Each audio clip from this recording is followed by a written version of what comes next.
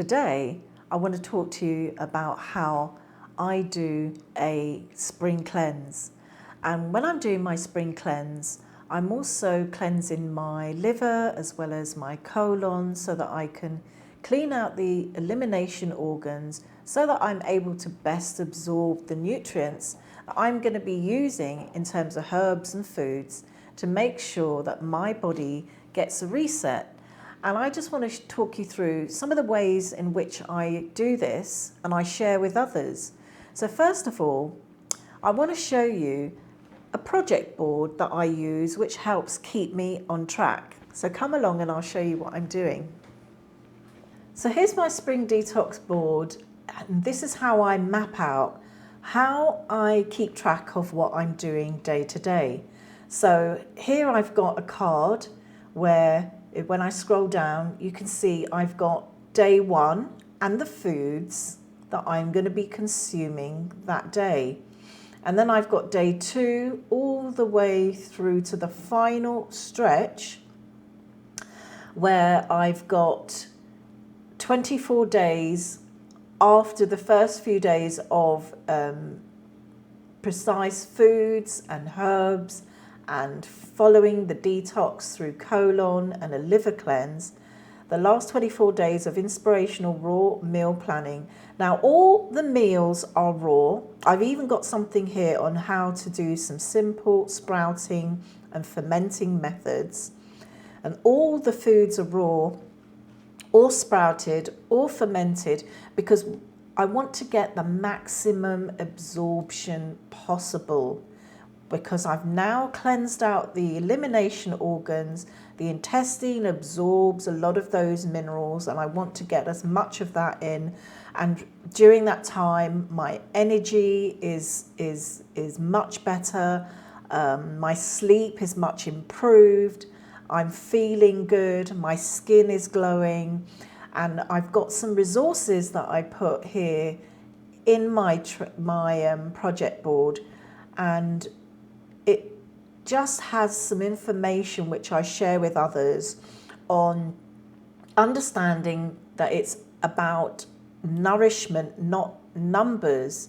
So there's just some general information about mindful food combining and, eating the portions that you feel your body needs, and it's about the quality of the foods. And here I've got things on harmonizing health, aligning meals with the body, our energy clock, and optimal detox for our well-being. And all that information is put in there for people to understand about our eating timing windows and what time is best to start consuming food and finish eating food and why. And one of the key things I always talk about is making sure that you are adequately hydrated. And we have a morning ritual, which I do, which is to have a slice of lime or lemon in the morning with water. And I tend to do just tepid water, room temperature water. This helps to ease the digestive system before starting to eat food. And I've got some fruit combining rules here which people can follow. That's really good in terms of being able to absorb your fruits well and eliminate them well as well, especially during the time when we do the colon cleanse, because during the colon cleanse we're having fruits. And on day 3, when I do my colon cleanse, I'm having my fruit juices. I'm having my fruits where I combine them so that they're easy to eliminate and it helps with my digestion. And if you've seen any of my videos, if you search Spring Detox, you'll see from day 1 and right through to the other days what I've been eating in a day. So this was a day of fruits for the colon cleanse. And prior to those 2 days, I was eating my fruits, my vegetables, herbal teas, juices, and also there are herbs that I take for my own self, depending on what my body needs at any given time. And if it's somebody who wants to do a detox, I look at their individual needs and what their body is requiring, depending on the type of blood results, their health conditions. And then moving on to further days, I'm still consuming my raw foods. I'm taking my vitamins, particularly vitamin D3, and I take those in drop forms. It's easier on my system when I have to process it through my liver. I also take zinc as well as magnesium, and as you may already know, there are different types of magnesium according to what your body needs. For me, I take magnesium citrate, and that helps me with sleep. And I do my juices.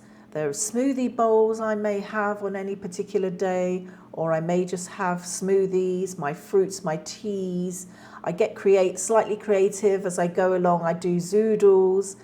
And on the other days where I'm doing the liver cleanse, I have specific foods that I map out that I'm eating on that particular day, because those foods are sulfur-rich foods which help to produce the glutathione that we already naturally produce in our bodies, but support the glutathione that we produce to cleanse the liver.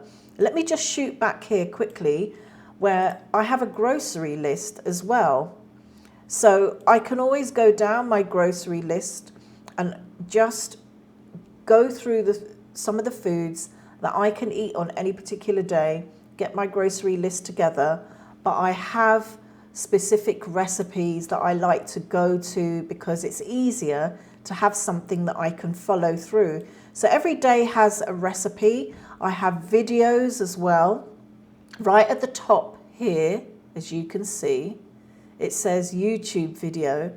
And when I click on there, it shows me a video that I've put together. Say this is day 3, where it shows what I had in a day. So as I go through the video here, it reminds me of some of the foods that I had, and I'm sharing with you. It's easy to just navigate through my cards. I never, run dry of, okay, what am I going to have today? I know I've got my grocery list to fall back on, but I've also got reminders of what I've had in a day, where I was filming last year, and this year I've put up some more videos as well. It's like a video diary for me that I can follow, but I also have the cards here as well. According to what I said in the video I was eating, I also put in my cards as well. But I'm well seasoned in this now, and I do flip-flop and change different recipes. I tweak them. I'm adding to my Trello card within the food list for any particular day. And as you can see, there's so many colourful varieties of foods here. So day 4 and day 5, I've got all my meals mapped out. And then going along further, I've put together some sauces and dressings. And this really helps in terms of keeping it really interesting, because we want the most natural, raw, whole foods throughout the program. And to make it interesting, I create all these different dressings, my dill dressing, my raw sun-dried tomato sauce, and I do an apple and blueberry puree, and I have my own nut-free pesto, raw hummus, and other sauces. There's so many that I use, so I can dress up my salads. I can put them in meals like a Lebanese salad, as you can see here, and I also make different raw desserts. And this is a baobab mousse that I did with raspberries, and that just keeps it interesting, and it stops me from craving other foods like sweets and sugars. And I do my own coconut yogurts as well with my probiotic, so that I'm feeding the micro gut biome to make sure that I maintain all those great results and I come off the detox safely. I have a 10-day post-detox maintenance meal plan that I've put together, and each one of these cards, it's got my breakfast, my lunch and my dinner, as well as snacks in there, so that I'm transitioning off the raw foods, which is great during spring because it's nice and warm, we're getting the abundance, but I transition back to my lightly steamed and cooked foods, and then I'm ready to go back to my normal eating of my whole foods, which are cooked. And then I also have my self-care routines, which I'm following with regards to sleep and a lymphatic flow exercise plan, embracing sunshine, which is important, and understanding the benefits of relaxation and mindfulness. So this is the method that I use in a project form that I have every year as my blueprint for doing my spring detox in order to enhance my well-being. So I hope you've enjoyed this. And if you have any questions, or if you've ever done a detox, comment below. Let me know how you felt, what you did in your program, and how you navigate through each year in terms of optimizing your health.